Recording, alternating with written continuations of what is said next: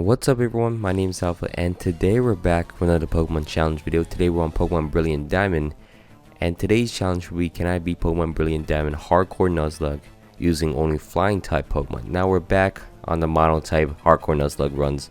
We haven't done this in a little bit and I kind of missed them. So I want to try it out on the new Pokemon game, of course, the Pokemon Brilliant Diamond and Shining Pearl. Well, more so Brilliant Diamond, cause who plays Shining Pearl? I'm kidding. It's the same game. It's the exact same game. It's just a flip that switches the version. Anyways, that's a tangent for another day. Today's challenge will include a Nuzlocke. Let's run through the rule sets of both a Nuzlocke and a Hardcore Nuzlocke. So only being able to catch the first Pokemon you encounter, in our case the first flying Pokemon of each route. And of course, if any Pokemon were to faint, you're dead, so you have to box them and you can't use them for the rest of the run. And as well, you have to implement the hardcore rules as well, which means that no items inside a battle. Hell items are okay, no switching out, you have to play on set mode. I feel like it's redundancy, I keep saying this every single video. And there's also a level cap that restricts you from using overlevel Pokemon or using the highest Pokemon of each gym leader for each checkpoint, as you see at the bottom left. And there's also a death counter down there, just in case you want to see me fail. And the last but most important rule of every single challenge video, each of my Pokemon will be nicknamed after you guys in the comments. So here are the nicknames I picked out for this challenge video. If you guys want to be nicknamed after a Pokemon in a future challenge video, just drop in comments and hopefully I'll pick yours. And while you guys are down there, please leave a like, comment down below some challenge ideas you guys want me to do, and subscribe if you guys are not already. It really help my channel. And now let's get into the video. I'm at a nice vibe right now. I'm at a pretty chill mood. As we begin our challenge, we are going to capture our first Pokemon. Our starter does not count. There is no flying starter for us right now. We're going to capture ourselves a Starly. Now that's going to be our first Pokemon as we actually head into Jubilife City. Now there is kind of a whole different sorts of ruling here, because we're gonna get this old rod and we're gonna catch ourselves a Pokemon. First encounter of this route, which is gonna be a Magikarp. We're gonna put this Magikarp on our team, but since it's not a flying type until it evolves, we cannot use it until it evolves. So I don't have a problem with that. Magikarp is useless until it evolves anyways, but that is the ruling on that. If a Pokemon evolves into a flying type, you can use them once they're a flying type, but besides that, you have to find a way to evolve themselves without using them in battle. Now after that, I am speeding through because I don't want this video to be a 50-minute video like the last video. We're also going to get ourselves a Zubat in Orberg Mine. So there's 3 encounters as we head into Roark's gym. Now Roark's gym is going to be a rock type gym. We're going to start the battle using our Staravia. This took a few attempts actually. So you have to restart the entire game, but we're going to face off against Roark using our Staravia, and we're going to double team up. Luckily Roark misses all his moves. He starts with a Stealth Rock and then misses his rollout, which is completely fine. Then he begins to defense curl up, so it gets dangerous over there. But I also put Worked Up on my Staravia, so I could Worked Up all the way to +6. Now there is a danger element to that, because if he hits me at any point, I think he only needs to hit me twice before I go down and I have to restart the entire run. So we're just going to bank on this run being lucky, as he actually doesn't hit me at all. And then after Staravia gets +6 evasion and +6 attack stat, we're able to wing attack him, or close to 3-shotting him with wing attack, which is crazy enough. We're able to crit him on the second one and knock him out. It's great for us. And if he sends out his Onyx next, I can live any attack as long as he doesn't hit me multiple times. I'm able to hit him with a wing attack, does about half to him, and then he's gonna hit me with a rock throw. Ironically, lands the rock throw, and I'm able to wing attack once more to knock him out. And the Cranios in the back has very frail defenses, and I'm able to wing attack that and knock him out as well. And we beat Roark, and we have finally progressed through the game. Funny enough, I do not have a Let's Go Pikachu or Let's Go Eevee save file on my Switch at all. I did own the games at one point, but I'm able to get a Jirachi and a Mew from these two. So if you guys want a Mew, I could clone one and give it to you guys if you guys really want.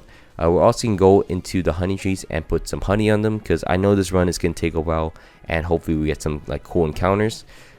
Spoilers, that's going to be a long way away. From there, we're going to head into Eternal Forest and catch ourselves a Wurmple that will eventually evolve into a Beautifly. So we have 4 Pokemon on our team as we head into Eternal City. And from there, I'm going to get stuck with the underground because I'm just too addicted with this. It just feels like gambling. Any game with a loot box, you could count on me trying to play, because I love the loot box mechanic. I understand. It's not a healthy obsession. It's a scam most of the time. No, not most of the time, all the time. But You guys can't hate me for that.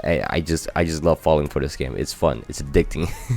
But I spend like 2 hours here. This is why the runs take so long, because I'm very easily distracted. Anyways, we're moving on. We're gonna face off against Gardenia. This is a grass type gym. We're a flying type. It's not gonna end well. We even led off with the wrong Pokemon. Look at this. We started with a Zubat on accident. So we're gonna send our Staravia next and knock him out in one shot. Take a bit damage. You know, Zubat really caused this. This Turtwig decides not to set up Reflect at all, so I'm able to work up in front of him and then Wing Attack to knock him out. And then just gonna send out Roserade next. I mean, this is awful. One shot in the Roserade. I had a quick attack just in case it lived. We just destroyed Gardenia in like 4 turns, and we even let off with the wrong Pokemon. From there, we're gonna head into the Lost Tower, where it is the gravesite of all the Pokemon and whatnot. We're not gonna get a Ghastly for once. We're actually gonna get ourselves a Murkrow in here. That gets our team count up to 5. Everyone has a purpose. As you can see, Staravia is going to be my carry. Gyarados is going to be my setup mon. I don't know what Beautifly is going to do. Crobat is going to be my speedster. And Murkrow is going to be my revenge killer, which I hopefully don't have to use. From there, we're going to head into Veilstone City. We're going to get some TMs from the department store in here. We're going to get the Bodo's TM. We're also going to get the Giga Impact TM for later down the road. And we're going to face out against Maylene next. Now, Maylene, bit of an issue because she is pretty strong. Her entire team kind of intimidates me to begin with, so we're gonna start the battle using our Staravia, and luckily Staravia is able to get a workup in front of her. Take a Drain Punch, but that's fine as I air release one-shot her, and then when Choke comes out, I'm able to one-shot that thing as well. And then the Lucario finally comes out. Luckily for us, we have 2 Pokemon with Intimidate next, so I'm able to send out my Gyarados. I'm able to lower his attack stat, take a Drain Punch, which is fine, and then take another. I don't know why she's trying to Drain Punch me, but I'm able to Bodos and 2-shot her as I outspeed her with a second Bodos and knock out the Lucario. I feel like she could use any other moves, but Drain Punch is only in her skill set apparently. I swear the AI is better in this game. I might be wrong, but I swear it's supposed to be better. As we head into the Great Marsh in Pastoria City, we're able to encounter Hoot. Now, if you guys know from my previous challenge video in Brilliant Diamond, this could have helped me a lot if I got this Hoot. This big-headed bird finally gets caught, and we're able to move on. Full team of 6 as we head into the fight against Crasher Wake. Crasher Wake is going to be the Water-type gym leader. Start with a Staravia to lower his attack stat, switch out immediately to our Gyarados to lower his attack stat even more. And now I want to preserve my Gyarados because obviously it's going to be the most useful member against Floatzel. I switch back into my Staravia to do some chip damage into it before I have to switch out into my Crobat, which will finally knock him out. And then Crasher Wakes can switch out into his Quagsire. I don't mind my Beautifly going down. I was expecting it to be sacked here, so I send him my Beautifly. It gets burned, so I was like, oh, well, this is dead. At least I can outspeed him and use Mega Drain at least. I Mega Drain him, get my HP back. It didn't even one-shot him, so I was fully expecting him to knock me out, but it actually works out as I'm able to outspeed him in the rain. I don't know what his Quagsire are doing. Just let me get that for free. Next up, he's going to send in his Floatzel. I'm going to switch out to my Gyarados. Lowers attack stat instantly. And then I'm able to Bodos. Bodos does a lot, so I can outspeed the Floatzel, and then Giga Impact will for sure knock him out. Really cool animation. I love Giga Impact. Too bad it's kind of useless because you have to recharge the next turn, basically making you father. But we're able to beat Crasher Wake and move on. I promise you, I don't sound tired. I'm just extra monotone because I'm in a good mood. Just a relaxing mood. Sit down and relax with me. I promise you guys, I'm not depressed. I'm just a chill video. We're gonna head into my least favorite route of all time, and then move on from that because I don't want to be here anymore. Next up, we're going to face out against Fantina. As you see from my Switch notifications, I am on an actual Switch this time, unlike the previous time. This is actually my first playthrough, technically, of Brilliant Diamond and Shining Pearl. I would recommend getting the actual game because it runs better than on the computer, on an emulator. That's my opinion. You guys could do whatever you want. I don't shame anyone for using an emulator for any games. It's not that big of a deal for me. I don't own Pokemon, so you can do whatever you want. Anyways, start with a Murkrow. Murkrow is going to taunt the Drifloon because it's really annoying me. And then I can switch out into my Gyarados next. Gyarados is able to avoid the Will-O-Wisp and the Strength Staff because it's taunted. And I'm able to one-shot him using Crunch. Taking Aftermath is fine. And then Gengar is going to come out next. It's going to confuse me. Kind of annoying, but I'm able to Crunch it. Didn't even knock him out. How did I not knock him out? Anyways, I gotta switch out into my Crobat Crobat's able to bite him, knock out the Gengar for us, and then she can switch out to his Mismagius. I was scared if there's a Shockwave on his Mismagius or something, or it has Psychic. It's kind of annoying, but it's going to eventually confuse Ray my Crobat, and I got to switch out. Crobat has a minus attack nature, which is why it's doing like no damage at all. And then for some reason, I'm able to just send in my Staraptor to 2 shots the Mismagius, as you can see. As if Fantina is gone, and we're blowing through this game. I promise you, it gets way harder for no reason. Like the level, like the difficulty just starts spiking up eventually. As we beat Barry, Barry's gonna be at the Candice City Bridge. Just simple fight. We like that. In Candice City, we're able to surf on the water and get ourselves a Wingull. It's all fun over here.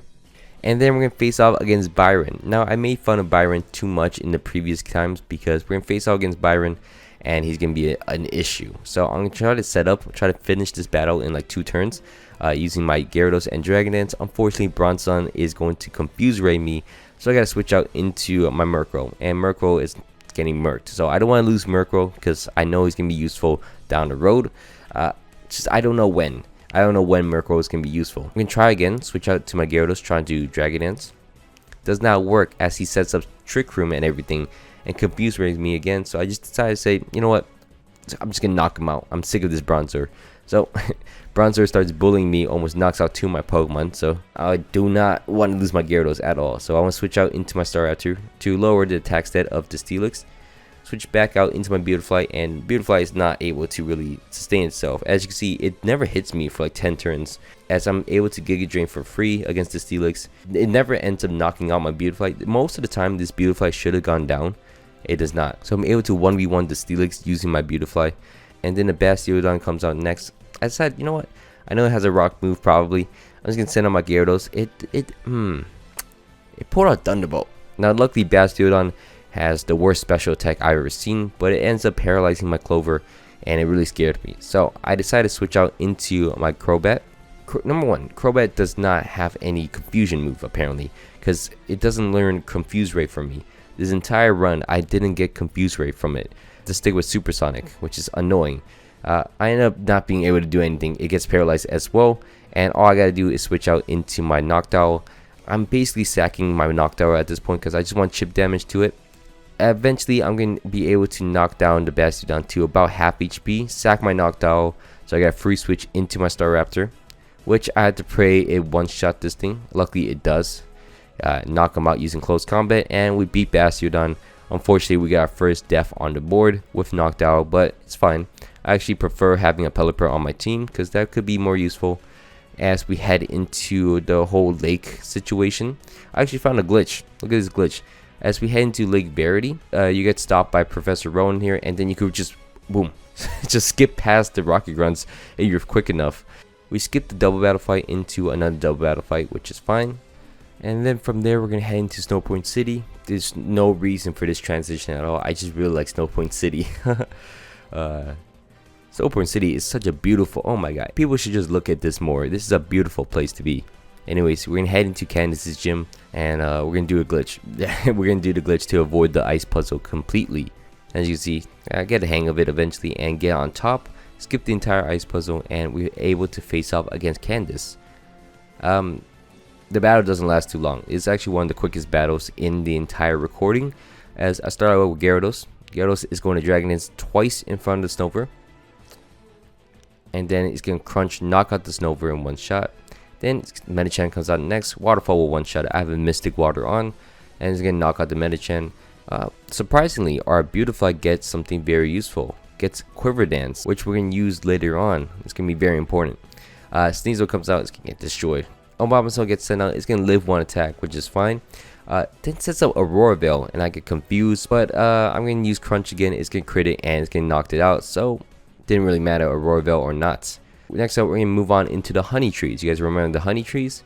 Well, they're useless. So they got me Wurmples. Nothing else. Nothing else at all. No Combees at all. So we're stuck with a whole bunch of nothing. From there, we're going to head into the Spirit Pillar. Apparently, one of the greatest things about having a Beautifly is its Quiver Dance, as I'm able to Quiver Dance up, and I'm able to just beat down Mars and Jupiter. I had to Giga Drain down this I had to Giga Drain down the Munchlax to get my HP back, but that's about it. Besides that, we could clear through Mars and Jupiter, also clear through Cyrus, and then face off against Volkner. Now Volkner is going to be a dangerous battle. As we start the battle against him for the 8th gym badge, we're going to knock out his Raichu, as we're very prepared with the Cherry Berry. And then he's going to switch out to his Ambipom, which we're able to switch out into our Beautifly. We're able to Quiver Dance up, knock out the Ambipom and the Octillery. Now that isn't a problem. The only thing that's actually a problem is its Luxray. His Luxray is very annoying because I calced this actually. I took the time to calculate this. I do not have enough Quiver Dances up to one-shot the Luxray. It's not even a roll. So I had to switch out, sack my Pelipper first. And then I had to switch out to my Gyarados to lower his attack stat. But at this point, it still one-shots me regardless. So I had to switch out, sack another Pokemon, which I'm going to sack my Crobat to.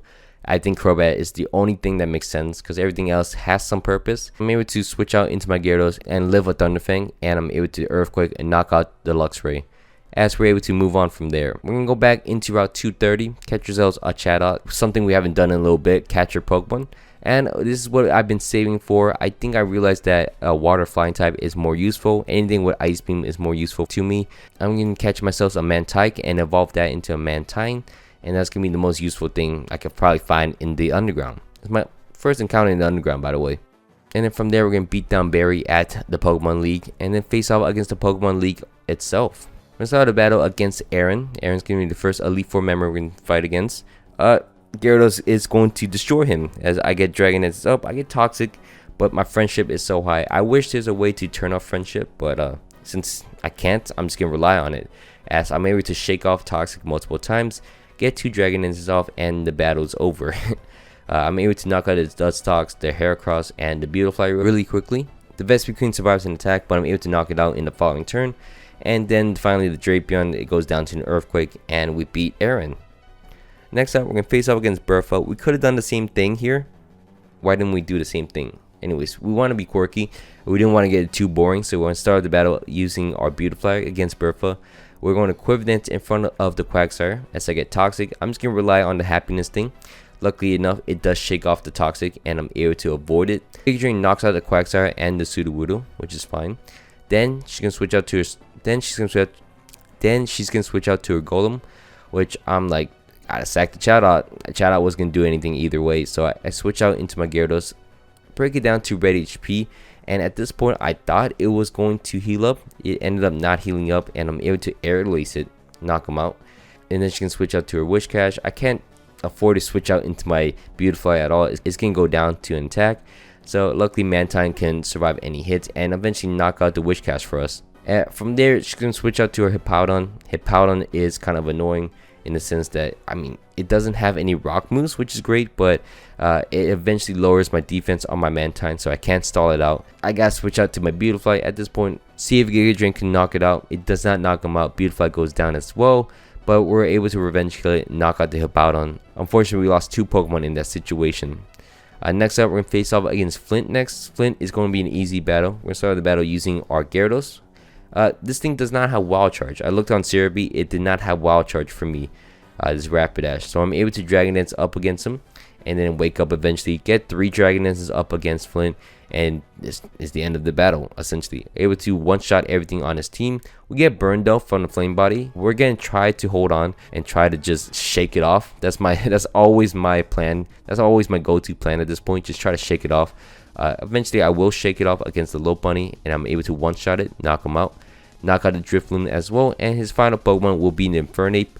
Now this Infernape got kind of scary. I don't know what to do about it. I decided to switch into my Staraptor to intimidate it. Survive a Thunder Punch. My Honchkrow survived one as well. And I was kind of just switching back and forth. I lowered his attack stat twice, so at this point I could survive any move, kinda, with my Staraptor. I know it's going to want to Mach Punch me, so this is my chance to switch out into my Mantine. And Mantine's able to Confuse Ray it. Now at this point I'm praying for the Infernape to hit itself, and luckily it does. And I'm praying for that I can Hydro Pump it. And luckily I landed Hydro Pump and I one-shot the Infernape, and that is our ticket out of here. So we're going to survive with that as Flint goes down. Next up, we're going to face off against Lucian. He's going to be the Psychic Elite Four member. And of course, trusty Gyarados is right here. Gyarados is going to get a Dragon Dance up in front of it. It's going to reflect up, which is fine. I get 3 Dragon Dances up. Then I'm just going to beat it down. Eventually, I I take a lot of damage from the Mr. Mime, but it's fine because nothing on his team has priority. And once I knock out Mr. Mime, his Reflect also goes down, which is fun. Mr. Mime goes down, and then he's going to send out his Giraffe Rig. I'm going to one-shot that thing. You can send out his Medicham, one-shot that thing as well. Alex Sam gets one-shotted, and since they nerf Steel, Crunch will one-shot the Bronzong as well, and we beat down Lucian. Not too bad. Next up, we're going to face off against Cynthia, and this is the biggest cheese. I'm able to send in my Mantine against her. I was planning to knock out the Spiritomb using my Mantine, and then just roosting off all the damage. I end up freezing the Spiritomb, and this was my golden opportunity. I switch out into my Gyarados, I boost it up against him, and then I'm able to one-shot everything on his team. So I start with the Spiritomb, I'm able to Waterfall and knock out the Spiritomb. And then the Gastrodon comes out next, I'm able to Earthquake, one-shot that thing as well.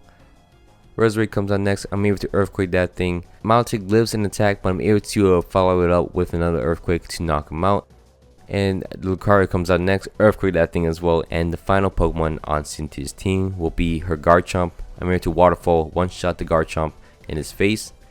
And I'm able to knock out Garchomp as we beat Cynthia. And we're the champions of Sinnoh once again. Actually for the first time technically, because this is my first time beating the game. So we cleared through Pokemon Brilliant Diamond Hardcore Nuzlocke with only flying type Pokemon. I want to say thank you so much for watching all the way to the end. I hope you guys all enjoyed this video. If you guys can, please don't forget to leave a like, comment down below some challenge ideas just like this one. And subscribe if you guys are not already. It really help my channel. And let me know what you guys think of BDSP so far. Anyways, my name's been Alpha. Hope you guys all had a great day. I'm out. Peace.